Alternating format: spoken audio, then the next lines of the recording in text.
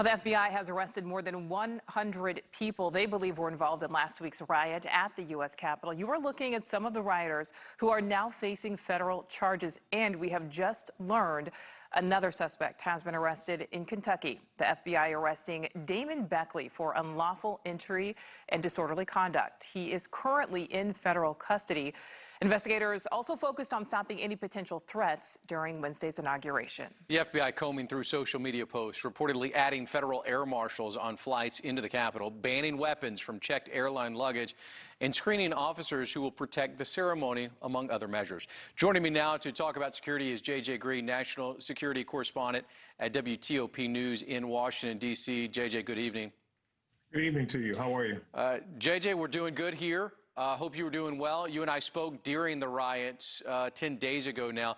Changes have no doubt been made in Washington, D.C. Tom Negovan was just talking about the deterrent of the front line who is there defending that area. Is the government doing enough to prevent further discourse there in Washington?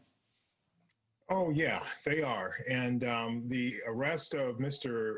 Beeler earlier or last night that your reporter mentioned is evidence of that. He had a credential, inauguration credential, that was not authorized for the area that he was trying to enter.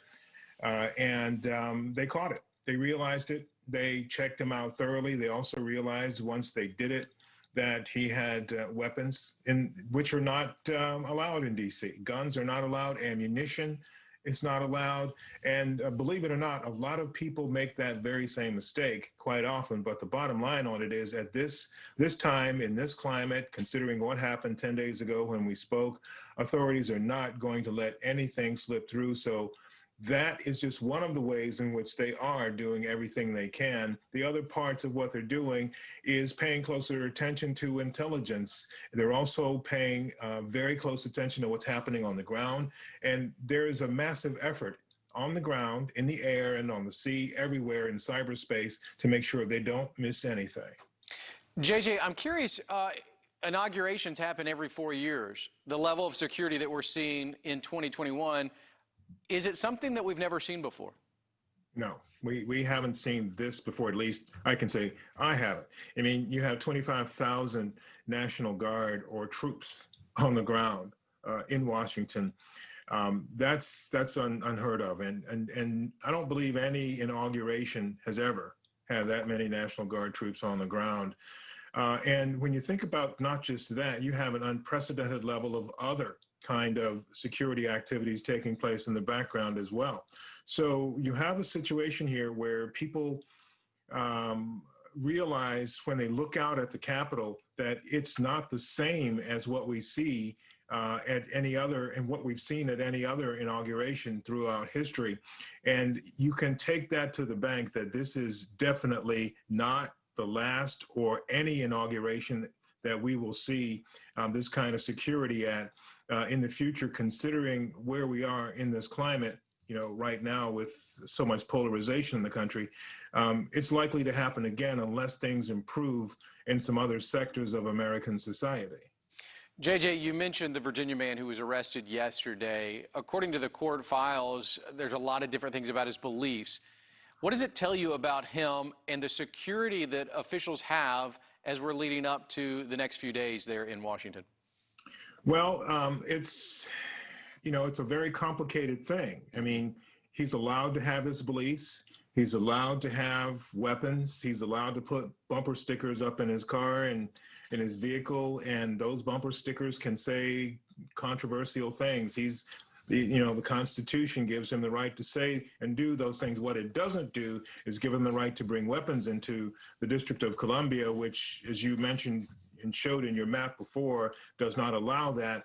There are other people out there who don't care about the law, who aren't interested in whether or not guns are allowed. And mistakes, they understand very well about what the firearms situation is in the nation's capital when they come here, because if you look at some of these sites that are trying to recruit people, they're being told, you should not bring weapons unless you want to. Do it at your own discretion. So there are people out there that it's not going to be a mistake that they turn up in D.C. with weapons. And this is the thing we're looking at. It's going to be a long battle because this Stop the Steal election conspiracy has been out there for months, but people have been angry for years. So what they're looking for in many of these cases is just an opportunity or something, some reason to come here and to do whatever it is that they want to do to express themselves, their anger. And for many, it's firearms and weapons like this.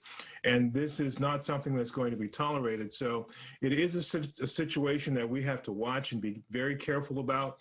And it's telling me that it's going to be a good while before things simmer down and the climate and the temperature lowers. JJ, we're out of time, but I do want to ask you one very quick question. We have heard FBI officials say that there is concern at all 50 capitals over the next several days. Do you think that right now, with the National Guard mobilized, that there is enough deterrent to stop individuals from going from protesting to rioting?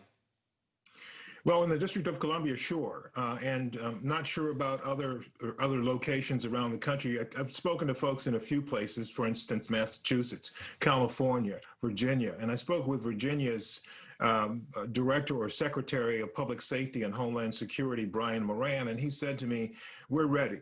And he said, we are prepared for this, and we are telling people if they want to come, but don't step out of line, meaning don't break the rules. They're allowed to bring weapons to Virginia, but they're not allowed to get violent or start conflict. So I think people are ready around the country.